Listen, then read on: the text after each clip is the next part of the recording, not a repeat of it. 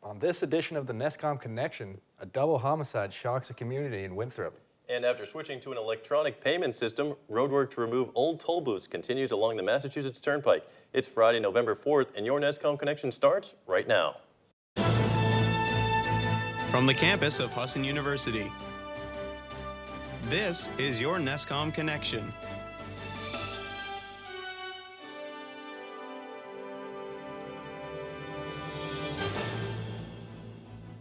Hello everyone, I'm Chris Zahor. And I'm Nick Blazak. A neighborhood is stunned following the murders of two people in Winthrop.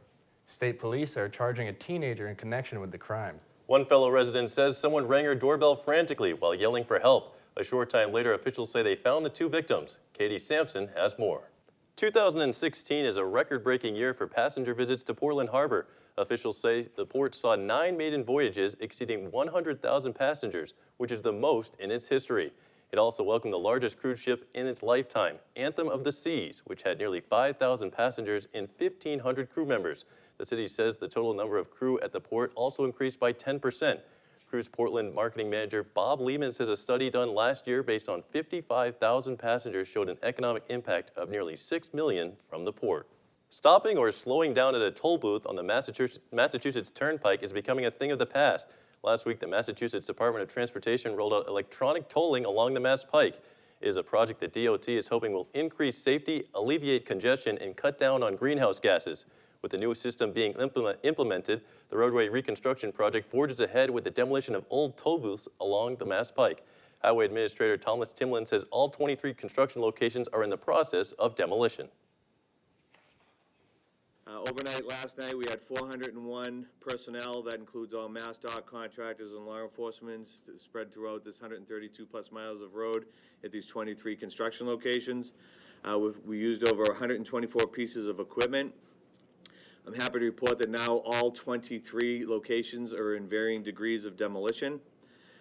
85 out of our 155 old legacy toll booths have been demolished. The project is expected to be completed by the end of next year.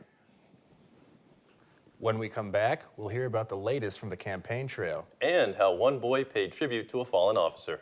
Doctors have discovered a disturbing downside to some new immune-boosting cancer medications. In rare cases, these drugs may cause potentially fatal heart damage, especially when used together.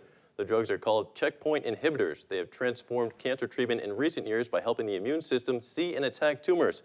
However, in less than 1% of patients, the immune system seems to not only attack the tumor, but also the heart and other muscles.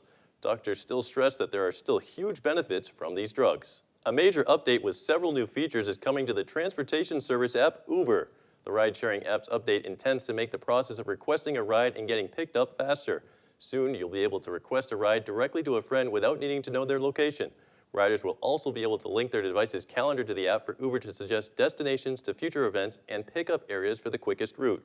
The update will also make vehicle options and pricing information readily available. The features will be released gradually for iOS and Android users in the coming weeks. A boy in the Kansas City, Missouri area used his birthday to raise money for a fallen deputy's family. Brian Johnston has the story. The Collins family says they are grateful for all of the support they have received from people in the metro area and across the country.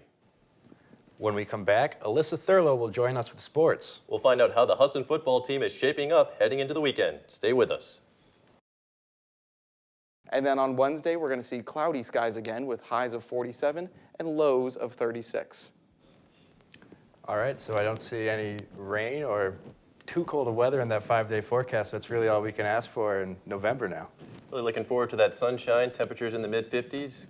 Nothing like a cool, crisp fall day. Well, when we come back, we'll meet a grandmother in Utah who is making a name for herself in her local grocery store. We'll tell you all about it next. Stay tuned. She's 85 years old, but don't let her age fool you. Daniel Woodruff takes us to a grocery store in Utah where one woman is outworking everyone on the job, even in retirement. Well, it's hard to not be inspired by Betty's story. Got to commend her work ethic, and she's certainly become a cornerstone of that grocery store. That wraps up this edition of NESCom Connection.